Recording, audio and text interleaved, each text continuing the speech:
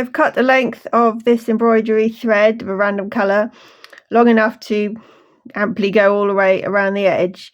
Now I'm not going to split it into 1 or 2 strands. I'm going to use the full 6-stranded thread because that gives it extra strength, because we're going to really tie it quite tightly. I'm going to tie a knot in one end. This is the only time I use knots, is when doing the back, to mount the back. And then you won't have any problem with it showing through the front or pulling through. Make a nice big knot. Oh, that one's come a bit further up. I'll have to do another one. That's an enormous knot. You don't need one that big. And thread the other end through your cross-stitch tapestry needle.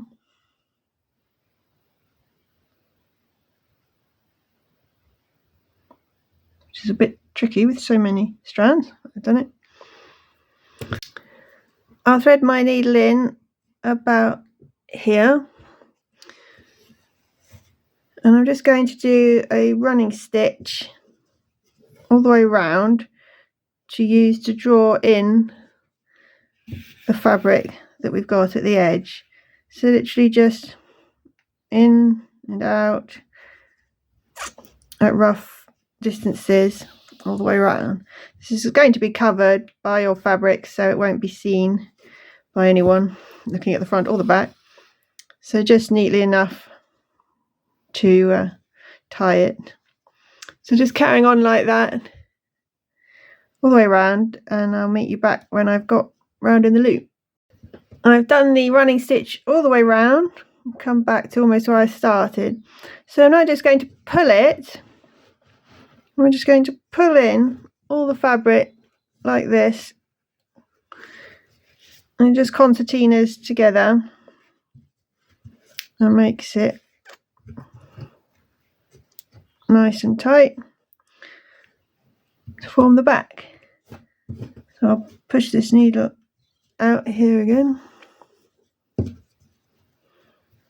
Possibly got a little bit too much margin of fabric here, but I like to leave more than less to be on the safe side. Now we want to tie off this, but we want to keep it really taut, which is the tricky thing about doing the backs, is making sure that you keep your thread taut enough. So you sort of have to, pulling it, this is why I use the full strands, because I do pull it quite hard, because it makes such a difference to your piece if you have the front really secure and taut. Right, I'm going to finish it off in the normal way that you'd finish off a sewing thread, by making a knot like this. I've made a loop and pulling my needle under it. Now I've got, this is the tricky bit, to tighten the loop without losing the tension. So I'm just sort of tightening it through whilst trying to carry on clutching it, and then at the last minute I have to let go. So inevitably I've lost some of the tension in that process. And then I'll do another knot, seeing how taut it is. I think it's taut enough. Do another knot here to make sure it's secure.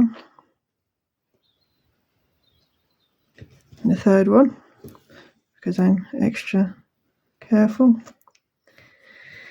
And then cut that thread. And in the next video we're going to then lace the back to keep the tension.